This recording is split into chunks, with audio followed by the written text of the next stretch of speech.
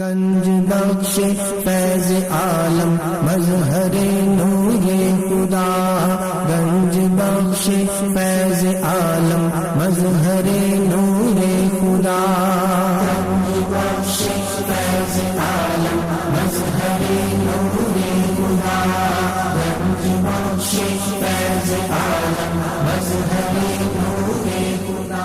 الحمدللہ عز وجل، ہم مسلمان انبیاء کرام علیہ الصلوۃ والسلام اور اولیاء اعظام کے تحریراً اور تقریراً چرچے کرتے رہتے ہیں، کیونکہ یہ نامور شخصیات ہماری محبت اور عقیدت کا محور ہیں، اور انہی اولیاء کرام ایک مشہور و معروف شخصیت حضرت مخدوم ابو الحسن سید علی بن عثمان حجویری المعروف داتا گنج بخش رحمۃ اللہ تعالی علیہ کی ذات بلا مبالغہ ان عظیم ہستیوں میں سے ایک ہیں جنہیں اللہ تبارک و تعالی نے اپنا محبوب بندہ بنا کر خلق خدا کی رہنمائی کے لیے مقرر فرمایا۔ حضور داتا گنج بخش رحمۃ اللہ تعالی علیہ نے دین کی سربلندی کے لیے علم تصوف و اسلامی علوم و فنون سے بھی کام لیا۔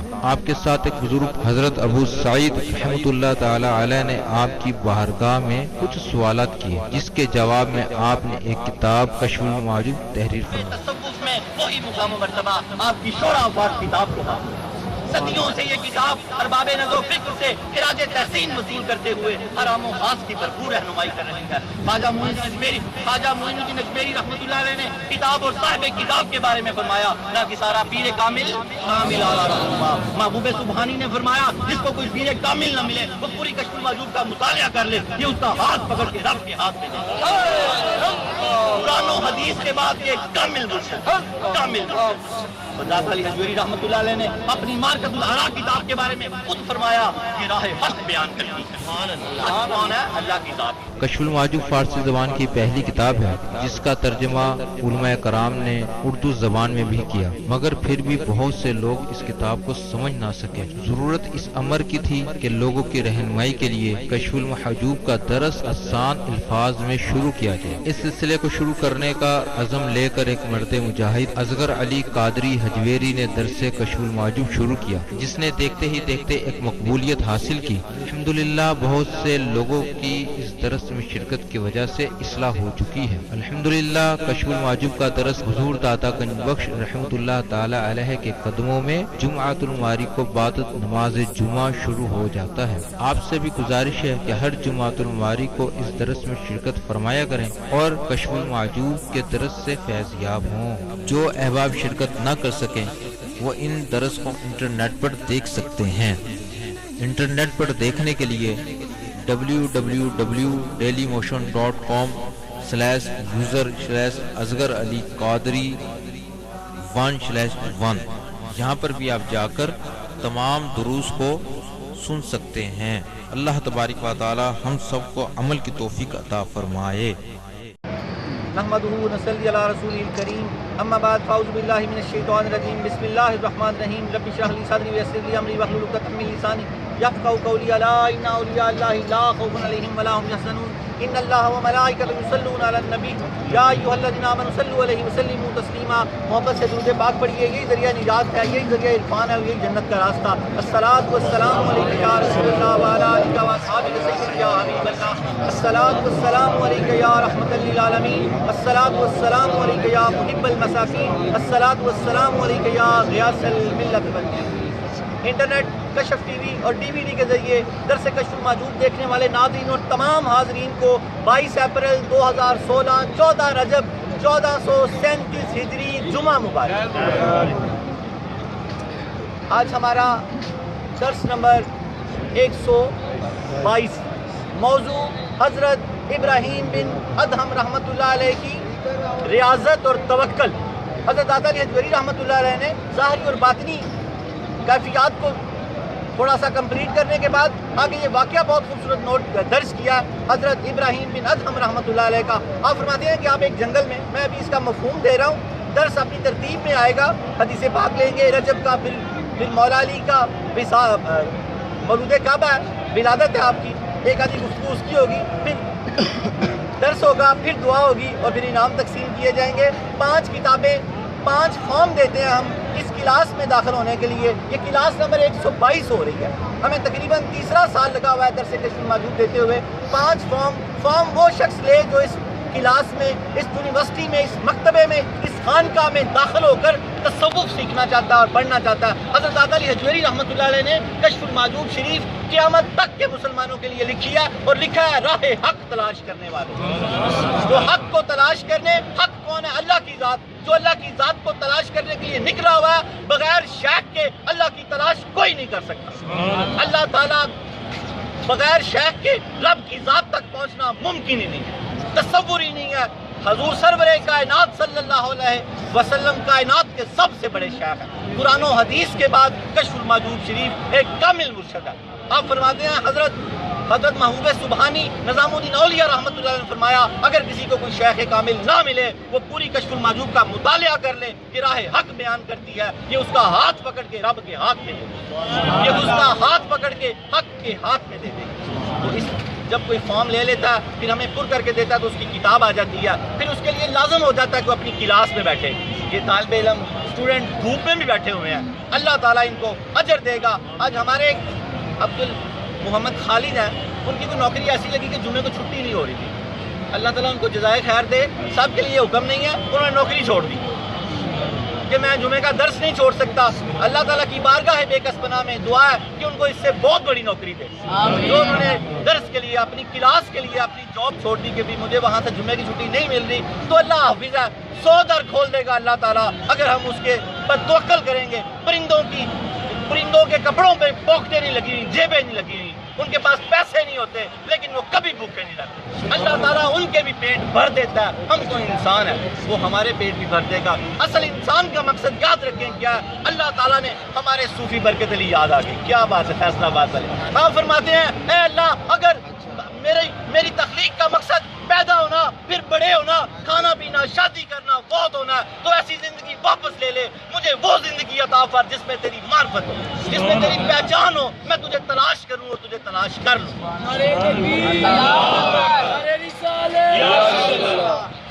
تو ہمیں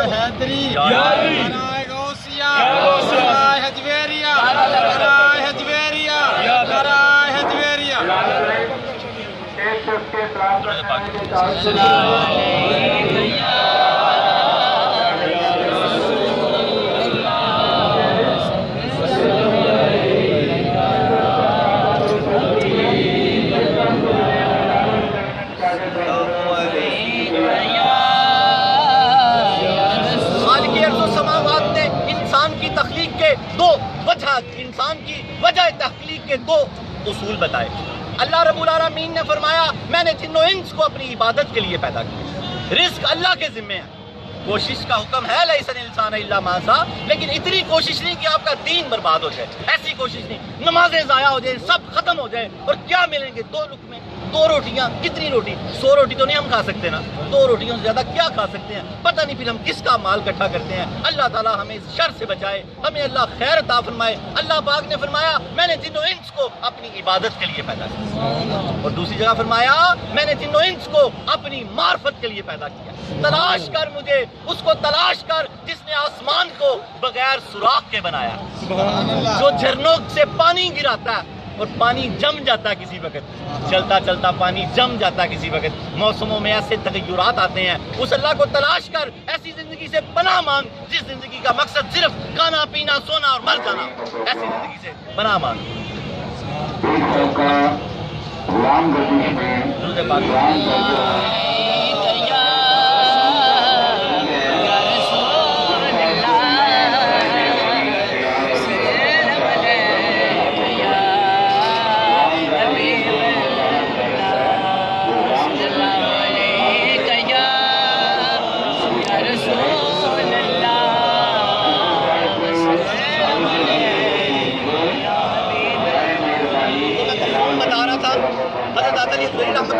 صفحہ نمبر 103 صفحہ نمبر 104 پہ حضرت ابراہیم بن ادھم رحمۃ اللہ علیہ کے واقعے کو اس طرح کوٹ کیا، اس کا میں مفہوم بتا رہا تھا آپ کو کہ آپ ایک جنگل میں جا رہے ہیں۔ کون؟ حضرت ابراہیم بن ادھم جنگل میں جا رہے ہیں، دیکھتے ہیں کہ اس راستے میں سامنے سے ایک گھوڑا آ گیا.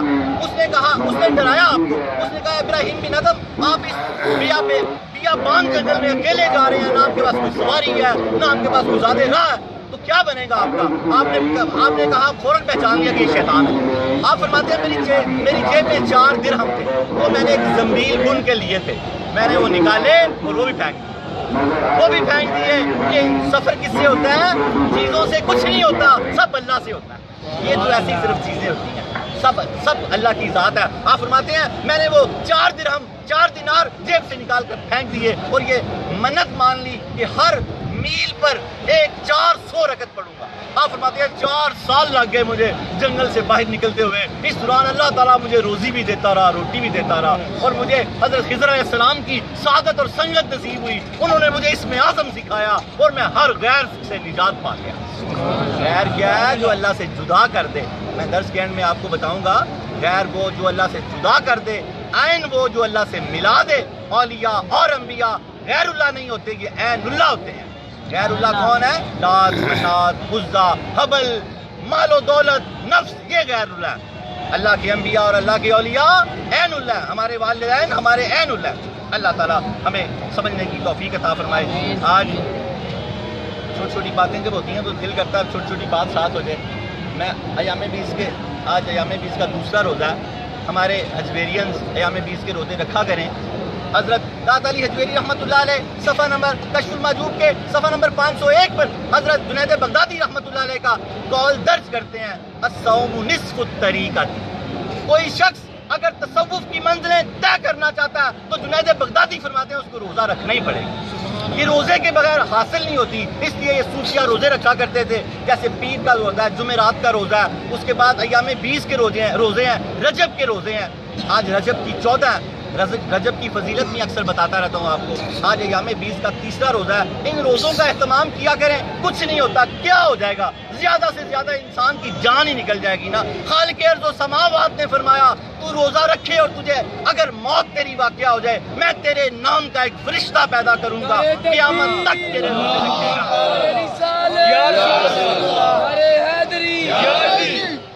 قیامت تک تیرے روزے رکھے گا، اور میں اس سے سارے روزے لے کے تیرے نامہ اعمال میں ڈال دوں.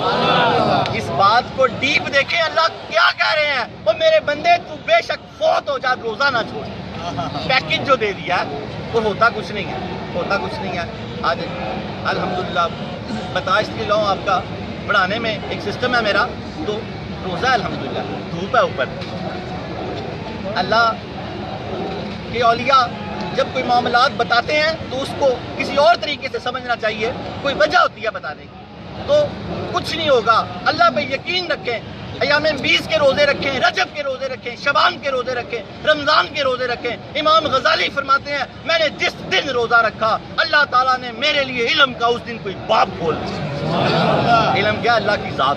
روزہ علم. یہ شیطان ڈراتا ہے ہمیں، وہ بڑی پیاس لگے گی تجھے، وہ پتہ نہیں کیا ہو جائے گا. وہ کچھ نہیں ہوتا، کچھ نہیں ہو سکتا. کیا ہو سکتا ہے؟ اللہ جس کے ساتھ ہے اس کا کوئی بال بھی کھڑا نہیں کر سکتا. 22 اپریل ایسے ہی یاد آ گیا.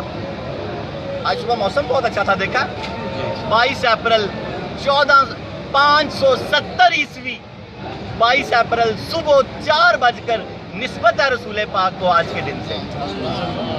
570 عیسوی 22 اپریل 4 بج کے 20 منٹ پہ شمع رسالت دنیا میں تشریف لے گیا. عیسوی کے لحاظ سے آج اس بات کو 1446 سال گزر چکے ہیں. 1446 سال. یہ ایسی شمع ہے، شمع رسالت، جس کی روشنیاں چمکتی رہتی ہیں، بڑھتی رہیں گی. اللہ رب العالمین نے فرمایا اے محبوب آپ کا آنے والا لمحہ آپ کے گزرے ہوئے لمحے سے بہتر ہوگا، اور قیامت تک یہ ہوتا رہے گا.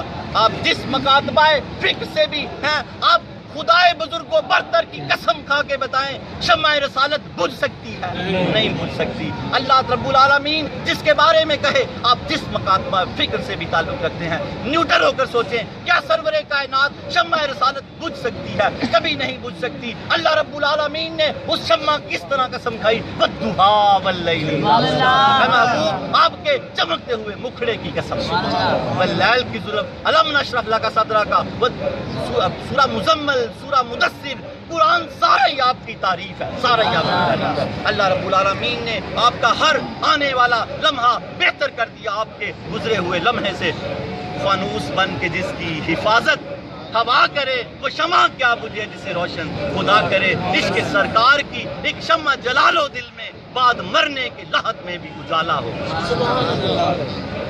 بعض لوگ 12 ربیع الاول کا واپسی کا کہتے ہیں، بڑا یہ پرسوز واقعہ رات کو پڑھا تو دل کیا کہ آپ کو سنا دوں۔ ہمارے 1 ربیع الاول بھی کہتے ہیں، ہمارے 7 ربیع الاول بھی کہتے ہیں، 12 بھی جو کہتے ہیں وہ بھی ٹھیک ہے، کیونکہ ہمارا ایسا سسٹم ہی کوئی نہیں کہ شمع رسالت بجھ۔ عمر بن خطاب رضی اللہ تعالیٰ عنہ کی بات کو یاد کریں، جن کے لیے آپ نے تلوار نکالی، ان کے عقیدے یہ تھے منافقوں کے کہ شمع بجھ گئی ہے۔ آپ نے کہا اگر کسی نے کہا شمع بجھ گئی ہے تو میں گردن اتار دوں گا۔ پھر ابو بکر صدیق رضی اللہ تعالیٰ نے سمجھایا، بات آپ نے بھی اپنی پوری کر دی، سمجھ تو تھی آپ کو اس بات کی کہ بات کیا ہے، لیکن منافقوں کی زبانیں بند کرائیں، وہ کہتے تھے کہ شمع رسالت بجھ گئی ہے۔ ہم مرنے کے لفظ کے بارے میں تو مرتے دم تک نہیں سوچ سکتے کہ آپ کی ذات کے ساتھ مرنے کا لفظ لگائیں۔ میں نے اس لیے فرمایا کہ ان کے خیالات تھے کہ شمع رسالت بجھ گئی۔ اللہ کا عشق دیکھیں اور حضور سرور کائنات صلی اللہ تعالیٰ علیہ وسلم کا عشق دیکھیں آپ اپنے ساتھ۔ 633 عیسوی 7 جون پیر کا دن، 11 ہجری 12 ربیع الاول جبریل امین تشریف لائے، سرکار باہر ملک الموت آئے ہیں، اجازت مانگتے ہیں۔ بڑا پرسوز واقعہ، ہم سارے ہی واقعوں کو مانتے ہیں لیکن ہم لیتے کچھ اور ہیں، جو ہمارا عشق ہے ہم وہ لیتے ہیں۔ 7 جون 633 عیسوی اور پیر کا دن ہے، اور 11 ہجری یا 12 ربیع الاول ہے۔ اگر ہم 12 ربیع الاول مان بھی لیتے ہیں تو کوئی بات نہیں، ہم شمع رسالت پہ بجھنے کا تصور بھی نہیں کر سکتے۔ تو 12 ربیع الاول ہے، جبریل امین تشریف لائے، سرکار کریم بیٹھے ہیں، فرمایا یا رسول اللہ باہر ملک الموت آئے ہیں، اجازت مانگتے ہیں۔ حضور سرور کائنات صلی اللہ تعالیٰ علیہ وسلم نے فرمایا اجازت ہے۔ آپ اندر آئے، آپ نے کہا یا رسول اللہ السلام علیکم، میں نے آج تک کبھی کسی کو سلام نہیں کیا اور آئندہ کروں گا بھی نہیں۔ یہ آپ ہی کی ذات بابرکات ہے کہ ملک الموت آپ کو سلام پیش کر رہے ہیں۔ جان لینی ہے، سلام تو نہیں کیا جا سکتا نا سب کو، سلامتی ہوگی تو پھر جان کیسے، لیکن سرکار کے لیے معاملات اور ہیں۔ فرمایا اللہ رب العالمین نے مجھے حکم فرمایا تھا اجازت ملے تو اندر چلے جانا ورنہ وہیں سے واپس آ جانا۔ اگر اجازت ملے تو پھر اندر چلے جانا، پوچھنا یا رسول اللہ اللہ رب العالمین نے پیغام بھیجا ہے، آپ کیا کہتے ہیں؟ اگر آپ دنیا میں رہنا چاہتے ہیں تو جب تک چاہیں رہیں، اگر میرا محبوب کہے کہ میں دنیا میں رہنا چاہتا ہوں تو واپس آ جانا، اور اگر کہیں تو پھر اللہ کی تقدیر پوری کرنا۔ حضور سرور کائنات نے فرمایا کہ میری جان بھی لے لو گے؟ فرمایا خاموشی اختیار کی، فرمایا یا رسول اللہ اللہ کی تقدیر پوری کروں گا، ادب دیکھ، اللہ کی تقدیر پوری کروں گا۔ پھر حضور سرور کائنات صلی اللہ تعالیٰ علیہ وآلہ وسلم نے جبریل امین سے فرمایا کہ جبریل امین سے کہا کہ اللہ کی بارگاہ سے پوچھے کہ میری بات میری امت سے کیا کریں۔ لمحہ فکریہ دیکھیں، جب آپ دنیا سے جانے لگے ازواج مطہرات کو بلایا، اس کے بعد حضرت سیدۃ النساء کو بلایا، کان میں کچھ کہا آپ ہنسنے لگ گئی، رونے لگ گئی، پھر کان میں کچھ کہا آپ رونے لگ گئی۔ پہلے آپ نے فرمایا میں جانے لگا ہوں تو آپ رونے لگی، پھر آپ نے فرمایا کہ سب سے پہلے مجھ سے آپ ملے گی تو آپ مسکرانے لگ گئی۔ اس کے بعد حضرت علی المرتضیٰ رضی اللہ تعالیٰ عنہ کو بلایا، بہت ساری باتیں کرتے رہے، راز و نیاز کی۔ اس کے بعد حسن و حسین کو بلایا اور سینے سے چمٹا کے رونے لگ گئے، سارا منظر دیکھ لیا، رونے لگ گئے۔ اس کے بعد حضرت عائشہ صدیقہ رضی اللہ تعالیٰ عنہ کی گود اقدس میں آپ کی جان دنیا فانی سے شمع رسالت نے اوٹ پردہ کیا، اس شمع رسالت نے پردہ کیا تو آپ فرماتے ہیں کہ اے جبریل پوچھ کے آپ میرے اللہ رب العالمین سے میرے بعد میری امت کے ساتھ کیا کرے گا، میرے بعد میری امت کے ساتھ کیا کرے گا۔ اللہ رب العالمین نے حضرت سیدنا جبریل امین واپس آئے اور اللہ رب العالمین نے فرمایا اے محبوب تیری امت کو تنہا نہیں چھوڑوں گا، ان پر میرا سایہ ہوگا۔ نعرہ تکبیر، نعرہ رسالت، نعرہ حیدری، نعرہ غوثیہ، نعرہ حجویریہ، نعرہ حجویریہ، نعرہ حجویریہ۔ فرمایا اللہ رب العالمین نے اے میرے محبوب تیری امت کو تنہا نہیں چھوڑوں گا، ان پہ میرا سایہ ہوگا۔ یاد کریں، دیکھیں آل بیت بے شک امت بھی ہے ہے حسین رضی اللہ تعالیٰ عنہ کو نہیں کہا کہ کربلا کو ٹال دے. مولا علی کی شہادت بھی دیکھ رہے تھے, یہ نہیں کہا کہ مولا علی کی شہادت ٹال دے, تو شہادت کو ٹال دے میرے اللہ. حضرت عمر فاروق رضی اللہ تعالیٰ عنہ کا شہید ہونا بھی دیکھ رہے تھے, یہ نہیں کہا کہ ٹال دے. عثمان غنی کا شہید ہونا بھی دیکھ رہے تھے. کس کا فکر کیا؟ امت کا. کس کا فکر کیا؟ امت کا. کس کتاب میں لکھا ہے کہ اللہ کے رسول ہم سے اتنی محبت کرے اور ہم ان سے بے وفائی کریں؟ یہ کس کتاب میں لکھا ہے کہ اللہ کے رسول ہم سے اس قدر محبت کریں کہ دنیا سے جاتے وقت بھی یاد رکھیں اور ہم ان سے بے وفائی کریں, ہم نمازیں ضائع کر دیں, ہم چہرہ سنت کے مطابق نہ سجائیں؟ کہاں لکھا ہے یہ؟ کہاں لکھا ہے یہ بے وفائی؟ کہیں نہیں لکھی. اے میرے ہجویرینز, اے میرے بھائیوں, اللہ اور اس کے رسول یہ واقعات سنانے کا مقصد یہ ہوتا ہے دل پسیج جاتا ہے, بات دل میں اثر کرتی ہے. اتنی محبت, اتنی محبت, اتنی محبت کہ اپنی آپ کی محبت نہیں, آپ کی محبت کا فکر ہے.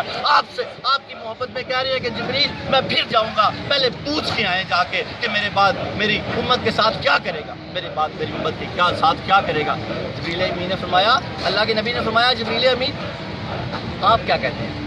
مشاورت. فرمایا یا رسول اللہ تعالیٰ آپ کی دید کا مشتاق ہے, اللہ تعالیٰ آپ کی دید کا مشتاق ہے, پوری تیاریاں اوپر اٹھ چکی ہیں, آپ کی دید کا مشتاق ہے اللہ تعالیٰ. اس کے بعد پھر اللہ کے نبی نے فرمایا کہ جائیں پوچھ کے آئیں, بتائیں کہ میرے بعد میری امت کا کیا کرے گا. تو اللہ رب العالمین نے فرمایا کہ میں ان کو تنہا نہیں چھوڑوں گا, ان پر میرا سایہ رہے گا. خدائے بزرگ و برتر کی قسم, اگر حضور سرور کائنات صلی اللہ تعالیٰ علیہ وآلہ وسلم اللہ کی ذات سے یہ عہد نہ لے جاتے تو آج ہم پتہ نہیں خنزیر ہوتے یا بندر ہوتے. آج ہم یا جو پچھلی قوموں میں تھا آپ خود بخود ہی دیکھ لیں, کم بولتے تھے, پیمانے ماپنے کے لینے کے اور تھے, دینے کے اور تھے, جھوٹ بولتے تھے, چھوٹے چھوٹے معاملات میں بڑے بڑے عذاب آ جاتے تھے. سرکار نے وعدہ لے لیا اللہ تعالیٰ سے, تیری امت کو تنہا نہیں چھوڑوں گا, ان پہ میرا سایہ ہوگا. کتنی محبت کرتے ہیں آپ سے, ہم سے, اور کس کتاب میں لکھا کہ سرکار کریم ہم سے اتنی محبت کریں اور ہم ان سے بے وفائی کریں. عہد کرو اجویرین, آج کے بعد جھوٹ نہیں بولیں گے, کم نہیں تولیں گے, 2 نمبر سودا نہیں بیچیں گے, گھروں میں با اخلاق ہو جائیں گے, اپنی نمازیں نہیں ضائع کریں گے, اپنی حج بیت اللہ اگر اللہ توفیق دے گا زکوٰۃ میں کبھی کمی نہیں کریں گے, صدقہ خیرات میں کمی نہیں کریں گے, اللہ کے رسول کی آنکھیں ٹھنڈی کر دیں گے نماز کے ذریعے. آپ نامہ اعمال ہر پیر کو جمعرات کو پہنچتے ہیں, نامہ اعمال اگر کمزور ہوں تو سرکار دعا کرتے ہیں, تگڑے ہوں تو خوش ہوتے ہیں. اپنے نامہ اعمال اتنے تگڑے کر لیں کہ حضور پاک خوش ہو جائے گا, حضور پاک خوش ہو جایا کریں. اللہ اکبر. اللہ تعالیٰ یہ نذرانہ کی تو ہمارا قبول فرمائے. 13 رجب مولود کعبہ. اکثر کہتا ہوں اعتراض نہ کیا کریں, دھوپ سے ڈر تو نہیں کہ اللہ ہوئے ہوئے عشق تو ہر شے کو ٹھنڈا کر دیتا, یا ٹھنڈا کر دیتا یا تباہ دیتا. عشق تے ہائے بلے شاہ صاحب یاد آ گئے. عشق تے اگ تے عشق یک برابر, اگ تے عشق یک برابر, پر عشق دا سیک بدھیرا, اگ تے ساڑے کک تے تیلے, پر عشق ساڑے تن میرا. بلے شاہ تے کچھ نہیں سوچدا جتھے عشق نے لایا ڈیرا. پھر نہیں پتہ لگتا سورج اوپر ہے سورج نیچے ہے, سورج سوا نیزے پہ ہے. عاشق اللہ کی راہ میں کھڑے ہی رہتے ہیں اور چلتے ہی رہتے ہیں. اللہ رب العالمین اپنی راہ میں مولود کعبے میں آپ کی پیدائش ہے اور مسجد میں آپ کی شہادت ہے. علامہ اقبال نے بھی اس کی سند دی ہے, نذرانہ عقیدت پیش کرتے جنہیں. اعتراض نہ کیا کریں. اکثر لوگ اعتراض کرتے ہیں کہ 2 لوگ اور بھی کعبے میں پیدا ہوئے تھے. تو علامہ اقبال کی رگ تڑپی, آپ نے فرمایا کسیرا میسر نشد ای سعادت بکعبہ ولادت بمسجد شہادت. اگر کوئی 2 لوگ مسجد کعبے میں پیدا ہو بھی گئے تھے تو ایسا علی المرتضیٰ کے سوا کوئی نہیں ہے جو کعبے میں پیدا ہوا اور شہادت مسجد میں ہوئی. تو ان کی شان کو کوئی نہیں کم کر سکتا. یہ کلندر بیٹھے ہوئے ہیں ان کی شان کے. کسیرا میسر نشد ای سعادت, یہ سعادت کسی کو میسر نہیں ہے آج تک کہ اس کی ولادت کعبہ میں ہوئی ہو اور اس کی شہادت مسجد میں ہوئی ہو. اللہ تعالیٰ علی المرتضیٰ کی بارگاہ میں ہمارا یہ نذرانہ عقیدت قبول فرمائے. اپنے درس کی طرف چلیں. آج ہمارا درس نمبر 122. داتا علی حجویری رحمۃ اللہ علیہ کا شجرہ نسب. آپ داتا گنج بخش علی حجویری بن سید عثمان بن سید علی بن سید عبد الرحمن بن سید شجاع بن سید ابو الحسن علی بن سید حسین اصغر بن سید زید بن سید امام حسن رضی اللہ تعالیٰ عنہ بن علی المرتضیٰ رضی اللہ تعالیٰ عنہ بن عبد المطلب بن ابو طالب بن عبد المطلب آپ کا شجرہ نسب 8ویں پشت میں حضرت علی المرتضیٰ رضی اللہ تعالیٰ عنہ سے ملتا ہے اور 10ویں پشت میں حضور سرور کائنات صلی اللہ تعالیٰ علیہ وآلہ وسلم کے دادا جی سے۔ آپ حسنی سید بھی ہیں، آپ ہاشمی سید بھی ہیں۔ شجرہ طریقت درود پاک پڑھیے۔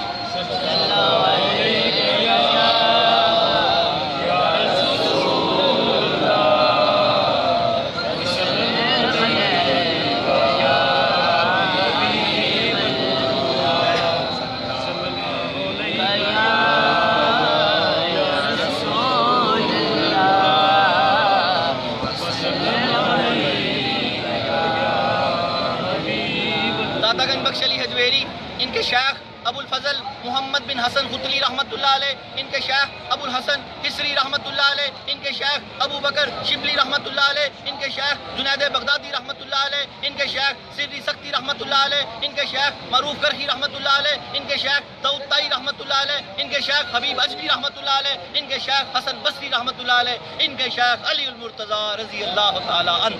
علی کا گھر بھی کیا گھر ہے، جسے دیکھو وہی شیر خدا معلوم ہوتا ہے۔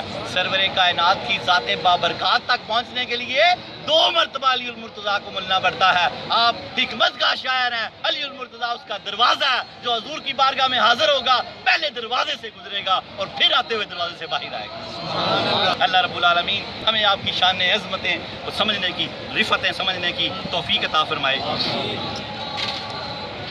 جماعت صوفیہ میں جو مقام و مرتبہ قدۃ السالکین، زبدۃ العارفین، حجت الکاملین، سند الواصلین، مرکز علوم خفیہ والجلیہ حضرت سیدنا علی بن عثمان رحمۃ اللہ علیہ کو حاصل ہے، کتب تصوف میں وہی مقام و مرتبہ آپ کی شورا افاق کتاب کو حاصل ہے۔ حضرت خواجہ معین الدین اجمیری رحمۃ اللہ علیہ نے آپ کی کتاب کے بارے میں فرمایا، نہ کہ سارا پیر کامل آرا رہنما۔ حضرت محبوب سبحانی نظام الدین اولیاء فرماتے ہیں، جس کو کوئی شیخ کامل نہ ملے وہ پوری کشف المحجوب کا مطالعہ کر لے، یہ اس کا ہاتھ پکڑ کے رب کے ہاتھ میں دے دے۔ حضرت داتا علی حجویری رحمۃ اللہ علیہ اپنی مارکۃ الاراء کتاب کے بارے میں خود فرماتے ہیں، یہ راہ حق بیان کرتی ہے۔ کون فرماتے ہیں؟ حضرت داتا علی۔ یہ راہ حق بیان کرتی ہے، کون سا راہ حق کیا ہے؟ اللہ کی راہ بیان کرتی ہے، کلمات کی شرح کرتی ہے، بہت سے پردے کھولتی ہے، ہٹاتی ہے۔ کشف المحجوب سے سچی محبت کریں، قرآن و حدیث کے بعد یہ کامل مرشد ہے۔ 337 آیات اور جز آیات حوالے کے طور پہ حضرت داتا علی حجویری رحمۃ اللہ علیہ اس میں لیے ہیں اور اس بات کا پورا اہتمام کیا کہ پورے قرآن سے حوالہ جات لیے جائیں۔ 177 احادیث لی ہیں آپ نے، 531 بزرگوں کے اقوال لیے ہیں، یہ قرآن و حدیث کا مجموعہ ہے۔ قریب ہو جائیں، قریب ہو جائیں۔ حضرت داتا علی حجویری رحمۃ اللہ علیہ نے حضرت ابراہیم بن ادہم رحمۃ اللہ علیہ کو جو خراج تحسین پیش کیا تھا وہ میں نے پچھلی بار سنایا۔ اب ظاہر کی اور باطن کی کچھ گفتگو کیا حضرت داتا علی حجویری رحمۃ اللہ علیہ نے، اس کو بڑے غور سے سنیں۔ یہ 1000 سال پہلے کی لکھی ہوئی کتاب ہے اور اتنے بڑے فقیہ ہیں، لوگ کہتے ہیں کہ سر سے گزر جاتی ہے، صحیح کہتے ہیں، جب تک پورے کا پورا حضرت داتا علی حجویری رحمۃ اللہ علیہ کے عشق میں ڈوب کر اس کو سنا یا پڑھا نہ جائیے، واقعی سر سے گزر جاتی ہے۔ قریب آ جائیں، اس کو بڑے غور سے سنیں گے تو آپ کو سمجھ آئے گی۔ درود پاک پڑھیں۔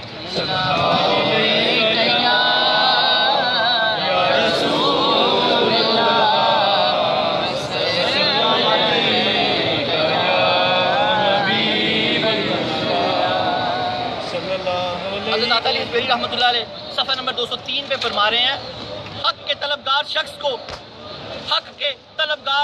کو ظاہری اور باطنی استقامت 2 طریقے سے حاصل ہوتی ہے۔ حق کا طلبگار شخص کون؟ حق کیا ہے؟ اللہ تعالیٰ۔ جس کو حق کی طلب ہے، اللہ تعالیٰ کی طلب ہے، یہ کون سمجھا رہے ہیں؟ حضرت داتا علی حجویری رحمۃ اللہ علیہ۔ جس کو حق کی طلب ہے، اس کو باطنی استقامت 2 طریقے سے حاصل ہوتی ہے۔ استقامت کا مطلب ہے قائم ہونا، کھڑے رہنا۔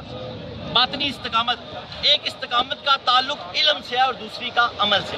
داتا علی فرما رہے ہیں، ایک استقامت کا، ایک قائم اور کھڑے رہنے کا تعلق علم سے ہے، جاننے سے، اور دوسری کا باطن سے، عمل سے۔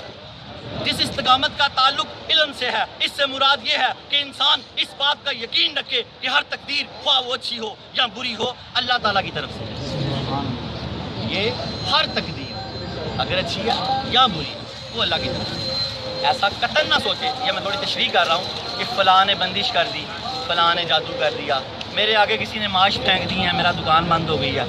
ایسا قطعاً نہ سوچے، یہ سب ہندوانہ باتیں ہیں، مسلمانوں کا ان باتوں سے کوئی لینا دینا نہیں ہے۔ داتا علی حجویری رحمۃ اللہ علیہ اس بات کو کلیئر فرما رہے ہیں۔ آپ فرماتے ہیں جو ظاہر ایک استقامت کا تعلق علم سے ہے اور دوسری کا تعلق عمل سے. جس استقامت کا، جس قائم رہنے کا تعلق علم سے ہے، اس سے مراد یہ ہے کہ انسان اس بات کا یقین رکھے ہر تقدیر خواہ یہ اچھی ہو یا بری اللہ تعالیٰ کی طرف سے.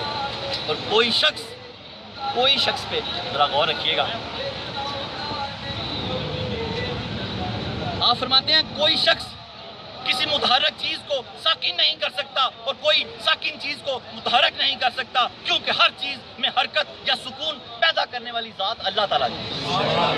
کوئی شخص، اللہ تعالیٰ کیا فرما رہے ہیں، کوئی شخص کسی ساکن چیز کو متحرک نہیں کر سکتا اور کسی متحرک چیز کو ساکن نہیں کر سکتا، کیوں کہ سکون یا حرکت دینے والی اللہ کی ذات ہے.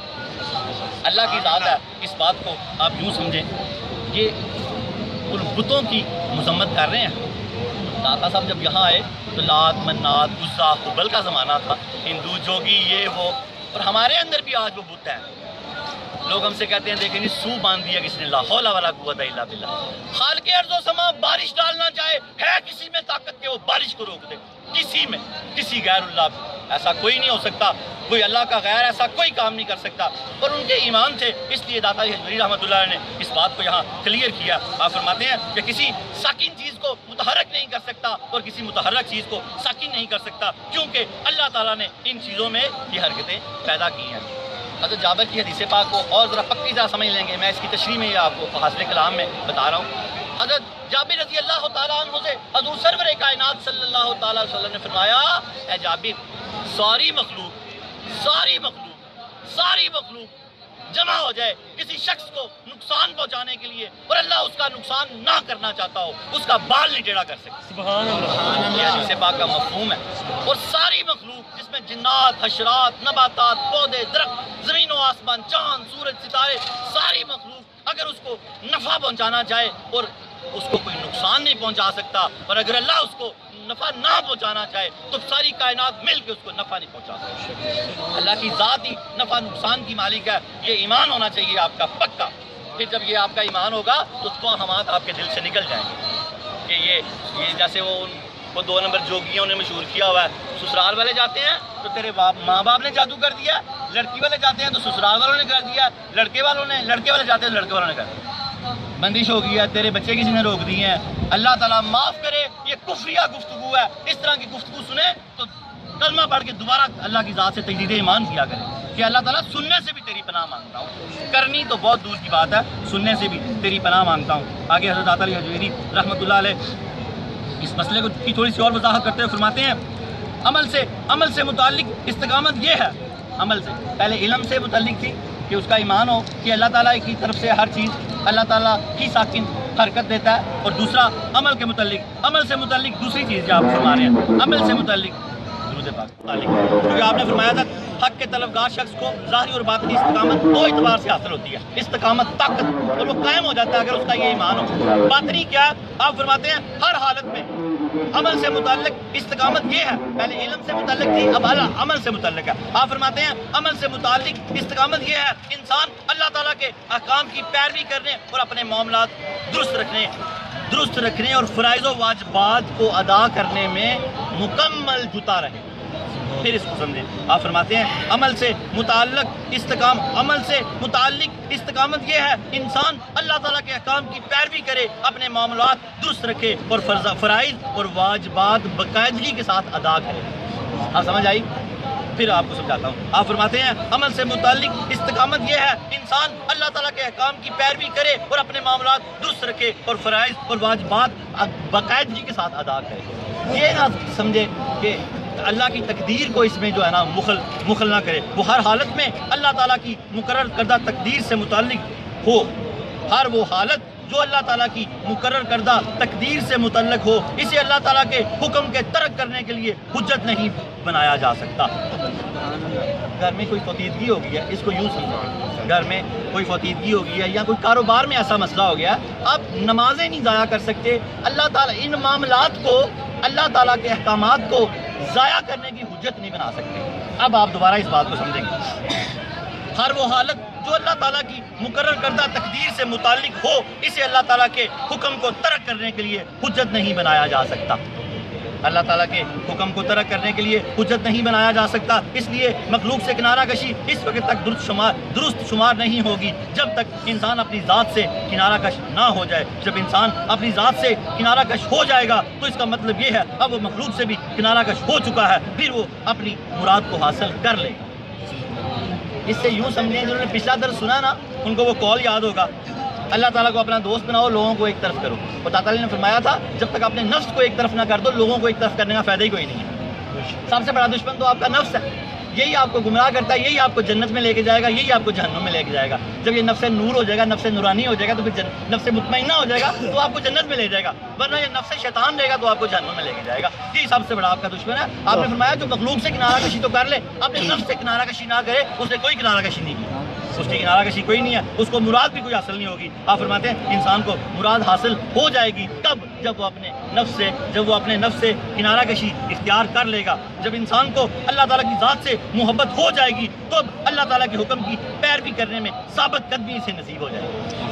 جب اللہ کی ذات سے اس کو محبت ہو جائے گی پھر اللہ تعالیٰ کی بات ماننے میں اس کو آسانی پیدا ہو جائے گی۔ جب تک محبت نہیں ہوگی اس سے بات مانی نہیں جائے گی۔ آپ مخلوق سے سکون حاصل نہیں کر سکیں گے، کیونکہ اگر آپ اللہ تعالیٰ کی ذات کے علاوہ کسی اور چیز سے سکون حاصل کرنا چاہیں گے تو غیر سے سکون حاصل کرنا توحید کے منافی ہے۔ غیر کون ہے؟ غیر اللہ۔ فلمیں کیا ہیں؟ غیر۔ ڈرامے کیا ہیں؟ غیر۔ جھوٹ کیا ہے؟ غیر۔ غیبت کیا ہے؟ غیر۔ آپ کو اگر گناہوں سے سکون آتا ہے تو گناہ اللہ کا غیر ہے، پھر آپ اللہ کو حاصل نہیں کر سکتے۔ اگر آپ کو اللہ کے کلام سے، قرآن سے، محفل نعت سے، نماز سے، ان چیزوں سے سکون آتا ہے تو پھر اللہ تعالیٰ کی قربت آپ کو حاصل ہو چکی ہے۔ تو غیر سے سکون حاصل کرنا توحید کے منافی ہوگا اور اپنی ذات سے سکون پانا بدرجہ اولا غلط ہوگا۔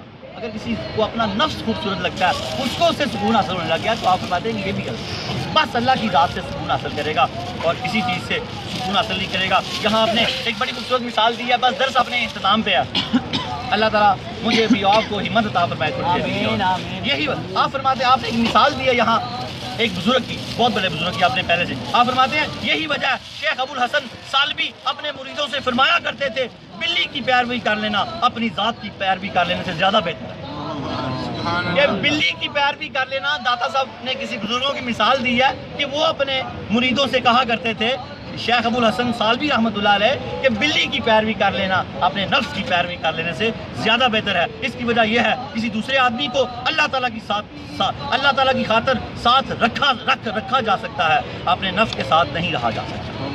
کسی بندے کو تو برداشت کیا جا سکتا ہے اللہ تعالیٰ کی خاطر، دوسرے آدمی کو اللہ تعالیٰ کی خاطر ساتھ رکھ سکتا ہے، لیکن اپنے نفس کے ساتھ کسی حالت میں نہیں رہا جا سکتا۔ اس موضوع کا ذکر میں اپنی مخصوص جگہ پر آئے گا۔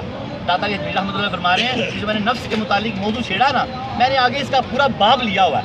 اس کا موضوع جو ہے نا اپنی مخصوص جگہ پر آئے گا۔ اس موضوع کا ذکر کتاب میں اپنی مخصوص جگہ پر آئے گا۔ اللہ تعالیٰ نے چاہا، اللہ تعالیٰ کی توفیق سے اپنی بات فرمائی کہ اللہ تعالیٰ نے اگر چاہا تو یہ نفس کے متعلق میں نے یہاں جو تھوڑی سی گفتگو کی ہے کہ بلی کی پیروی کر لینی بہتر ہے اپنے نفس کی پیروی سے، اس کا پورا جو ایک باب لیا ہے یہ آگے اپنی جگہ پہ آئے گا۔ آگے ابراہیم بن ادہم رحمۃ اللہ علیہ کا واقعہ، دعا کریں کہ واقعہ میں سنا سکوں آپ کو، اللہ تعالیٰ مجھے ہمت اور توفیق دے۔ بسم اللہ الرحمن الرحیم۔ حضرت ابراہیم بن ادہم رحمۃ اللہ علیہ کی ریاضت اور توکل۔ حضرت ابراہیم بن ادہم رحمۃ اللہ فرماتے ہیں ایک مرتبہ جنگل میں پہنچا، ایک بوڑھا شخص سامنے سے آیا، اس نے مجھ سے کہا ابراہیم بن ادہم تم جانتے ہو یہ کون سی جگہ ہے جہاں تم کسی زادے راہ اور کسی سواری کے بغیر جا رہے؟ اس نے آگے ڈرایا، ابراہیم بن ادہم یہ کیا کر رہے ہو یہاں؟ یہ تو بڑا جنگل بیابان ہے، یہاں تو ممکن ہی نہ تو آپ کے پاس زیادہ راہ ہے اور نہ ہی کوئی سواری ہے، یہ آپ کیا کر رہے ہیں؟ حضرت داتا علیہ رحمۃ اللہ فرماتے ہیں ابراہیم بن ادہم رحمۃ اللہ علیہ اس کو پہچان گئے۔ ابراہیم بن ادہم رحمۃ اللہ علیہ اس کو پہچان گئے۔ ابراہیم بن ادہم رحمۃ اللہ نے فرمایا یہ شیطان ہوگا جہاں تم کسی زیادہ راہ اور سواری کے بغیر جا رہے ہو۔ حضرت ابراہیم بن ادہم رحمۃ اللہ علیہ اس بات کا اندازہ ہو گیا کہ یہ شیطان ہوگا، یہ شیطان ہے۔ آپ فرماتے ہیں میرے پاس چاندی کے 4 سکے تھے جو ایک زنبیل بن کر میں نے حاصل کیے تھے، میں نے انہیں بھی پھینک دیا۔ اس نے تو اپنی طرف سے چکر دیا نا، آپ نے توکل کی بات ہو رہی ہے، آپ نے وہ بھی نکال کے پھینک دیا۔ آپ فرماتے ہیں میرے پاس چاندی کے 4 سکے تھے جو میں نے ایک زنبیل بن کر حاصل کیے تھے، میں نے انہیں بھی پھینک دیا اور پھر میں نے یہ نظر مانی میں اس آب و اب وہ گیا میں جہاں سواری بھی میرے پاس نہیں ہے، ہر ایک میل کے بعد 400 رکعت ادا کروں گا، اگرچہ اس وادی کو پار کرنے میں مجھے کتنا ہی عرصہ کیوں نہ لگ جائے۔ آپ نے وہ سکے پھینک کے شیطان کی بات میں نہیں آئے، سکے پھینک کے یہ نظر مان لی کہ اس بیابان میں میں ہر ایک میل کے بعد 400 رکعت ادا کروں گا، چاہے مجھے اس میں جتنی دیر مرضی لگ جائے۔ حضرت ابراہیم بن ادہم فرماتے ہیں میں نے 4 سال اس جنگل میں گزار دیے، اور اس دوران مجھے اللہ تعالیٰ روزی عطا کرتا رہا۔ اس وقت پھر مجھے حضرت خضر علیہ السلام کا ساتھ نصیب ہوا۔ بڑی خوبصورت بات ہے، یہاں سارے درس کا کنکلوژن آپ کو سمجھ آئے گا۔ پیچھے جو کہ ساکن چیز میں حرکت کوئی نہیں پیدا کر سکتا، حرکت والی میں ساکن نہیں کر سکتا، یہ کن کے لیے فرمایا گیا ہے، یہ سارا آپ کو لو آپ سمجھ آئے گا آگے جا کے۔ آپ فرماتے ہیں میں نے 4 سال اس جنگل میں گزار دیے، اور اس دوران اللہ تعالیٰ مجھے روزی عطا کرتا رہا۔ اس وقت حضرت خضر علیہ السلام کا ساتھ نصیب ہوا، انہوں نے مجھے اسم اعظم کی تعلیم دی، اس کے نتیجے میں میرے دل سے ہر غیر کا خیال بالکل ختم ہو گیا۔ آپ فرماتے ہیں اللہ تعالیٰ مجھے روزی بھی دیتا رہا، اور حضرت خضر علیہ السلام سے اللہ تعالیٰ نے میری سنگت بھی کروا دی، میری ملاقات بھی کروا دی، انہوں نے مجھے اسم اعظم کی تعلیم دی، جس کے نتیجے میں میرے دل سے غیر کا خیال بالکل ختم ہو گیا۔ حضرت داتری فرماتے ہیں حضرت ابراہیم بن ادہم رحمۃ اللہ علیہ کے مناسب و ابراہیم بن ادہم کے فضائل و مناقب بے شمار ہیں، سبحان اللہ، جگہ کی کمی کے لیے یہاں محدود بیان کیے ہیں۔ اس کو یوں سمجھیں، اس کو آپ یوں سمجھیں، حضرت خضر کی جب سنگت نصیب ہوئی تو کیا ہوا، ہر خیر کا خیال دل سے نکل گیا۔ تو خضر کون ہوئے؟ غیر اللہ تو نہ ہوئے نا، خضر اللہ کے بندے ہیں، عین اللہ۔ حضرت محمد رسول اللہ صلی اللہ علیہ وسلم بھی غیر اللہ نہیں ہوتے، انبیاء اولیاء غیر اللہ نہیں ہوتے، انبیاء اولیاء عین اللہ ہیں۔ حضرت واصف علی واصف رحمۃ اللہ علیہ اس بات کو اس طرح سمجھاتے ہیں، آپ فرماتے ہیں غیر اللہ وہ ہے جو اللہ سے جدا کر دے، عین اللہ وہ ہے جو اللہ سے ملا دے۔ اولیاء اور انبیاء کیا کرتے ہیں؟ ہماری رہنمائی کرتے ہیں، ہمیں اللہ سے ملا دیتے ہیں۔ ان کو غیر اللہ کہنے والا خود ہی اللہ سے غیر ہے۔ نعرہ تکبیر، نعرہ رسالت، نعرہ حیدری، نعرہ غوثیہ، نعرہ حجویریہ، نعرہ حجویریہ، نعرہ حجویریہ۔ حدیث قدسی اللہ تعالیٰ نے فرمایا تم میرے نبی سے، تم میرے محبوب حضرت محمد رسول اللہ صلی اللہ علیہ وسلم سے جڑ جاؤ، تم خود بخود ہی میرے ساتھ جڑ جاؤ۔ سبحان اللہ۔ اور کوئی کسی ساکن چیز میں حرکت پیدا نہیں کر سکتا، وہی سے مراد غیر اللہ، جادوگر، بت، ذات، اللہ والے نہیں۔ مسجد نبوی کا واقعہ یاد کریں، حوالہ کے طور پہ ہمارے ایمان کی بھی ساتھ اصلاح ہو جائے، اور وہ جو شیطان ہم میں گھسے ہوئے ہیں، ہمارے سادے مسلمانوں کو جنہوں نے گمراہ کیا، جو ولیوں اور نبیوں کو غیر اللہ کہتے ہیں، ان کو بھی اللہ سمجھ عطا فرمائے۔ کوئی کسی ساکن چیز کو حرکت نہیں دے سکتا، داتا صاحب فرماتے ہیں، اور کسی حرکت والی چیز میں ساکن نہیں روک نہیں سکتا، اس کو حرکت نہیں دے سکتا کسی رکی ہوئی چیز کو، اور اگر وہ حرکت کر رہی ہو تو اس کو روک نہیں سکتا۔ لیکن یہ کن کے لیے؟ غیر اللہ کے لیے، جو اللہ کے مقابلے میں ہے، جادوگر، بت، بقیہ ہندو، جو باقی قومیں ہیں، اللہ والے اس میں نہیں آتے۔ مسجد نبوی کا واقعہ حضرت انس بن مالک رضی اللہ تعالیٰ عنہ، حضرت انس بھی کہتے ہیں، انس بن مالک رضی اللہ تعالیٰ عنہ سے یہ حدیث پاک روایت ہے۔ ایک صحابی نے فرمایا یا رسول اللہ ہمارے جانور ہلاک ہو گئے، دعا کیجئے کہ اللہ بارش کر دے۔ بارش رکی ہوئی تھی، ساکن تھی، آپ نے ہاتھ اٹھائے، حرکت میں آ گئی، بارش آ گئی۔ یہ باتیں کن کے لیے آپ سمجھ گئے ہیں؟ کوئی اللہ کے نبی کوئی نہیں ہے، عین اللہ، انبیاء اور اولیاء عین اللہ۔ پھر انہی صحابہ نے، اسی صحابی نے، یا انس فرماتے ہیں کوئی اور صحابی تھے، دوبارہ اگلے ہفتے جمعے والے دن خطبے کے دوران پھر عرض کی یا رسول اللہ اتنی بارش ہوئی ہے کہ ہر چیز بہہ گئی ہے، کرم کر دیں، دعا کریں اللہ بارش ہو گئی۔ اللہ پاک نے ہاتھوں کے صدقے، مصطفیٰ کریم کے ہاتھوں کے صدقے اٹھنے کی دیر تھی، آپ نے کیا دعا کی؟ اے اللہ مدینے میں بارش نہ ہو، اس کے اطراف میں بارش کر دیں۔ مدینہ منورہ میں بارش رک گئی۔ حرکت والی چیز ساکن میں چلے گی، حرکت والی چیز ساکن میں چلے گی۔ اس چنانچہ آیات قرآن سے پڑھ کے جو اللہ تعالیٰ نے بتوں کے لیے کافروں کے لیے استعمال کی ہیں، اللہ تعالیٰ ہمیں ہدایت عطا فرمائے کہ ہم کبھی بھی نہ انبیاء پہ استعمال کریں نہ اولیاء پہ استعمال کریں۔ اولیاء اور انبیاء من دون اللہ نہیں ہیں، یہ غیر اللہ نہیں ہے، یہ عین اللہ ہے، اللہ سے ملا دیتے ہیں، یہ ہماری رہنمائی کرتے ہیں، ہمارا ہاتھ پکڑ کے اللہ کے ہاتھ میں دے دیتے ہیں، یہ اللہ کی خاص جماعت ہے۔ اللہ نے فرمایا جو ان کے خلاف عقیدہ یا خیال رکھتا ہے یا ان کے خلاف بات کرتا ہے، میرا اس کا اعلان جنگ ہے، میں اس کو کبھی نہیں چھوڑوں گا۔ تکبیر، یا رسول اللہ، یا علی، ملا دیتے ہیں، اللہ ملا دیتے ہیں، اللہ اللہ سے ملا دیتے ہیں۔ اور یاد رکھیں اللہ کے ولیوں کو ماننے والے اللہ نہ کرے کہ کسی عمل میں کمزور ہوں، اجویریوں پکے عمل کرو کہ یہ تانا ہم سے مٹ جائے، اللہ نہ کرے کسی عمل میں کمزور ہوں، اگر یہ عمل میں کمزور بھی ہوں تو ان کا عقیدہ جو اولیاء اور انبیاء پر ہے اس کی وجہ سے ان کو مرتے ہوئے کلمہ ضرور سبحان اللہ، کلمہ ضرور، لا الہ الا اللہ محمد رسول اللہ۔ اے اللہ تعالیٰ ہمارے دین اور دنیا میں بے شمار برکتیں عطا فرما، ہمارا دھوپ میں بیٹھنا اپنی بارگاہ بے کس بنا میں قبول فرما۔ واخر دعوانا ان الحمدللہ رب العالمین۔ اللہم صلی علی محمد وعلی آل محمد کما صلیت علی ابراہیم وعلی آل ابراہیم انک حمید مجید۔ اللہم بارک علی محمد وعلی آل محمد کما بارکت علی ابراہیم وعلی آل ابراہیم انک حمید مجید۔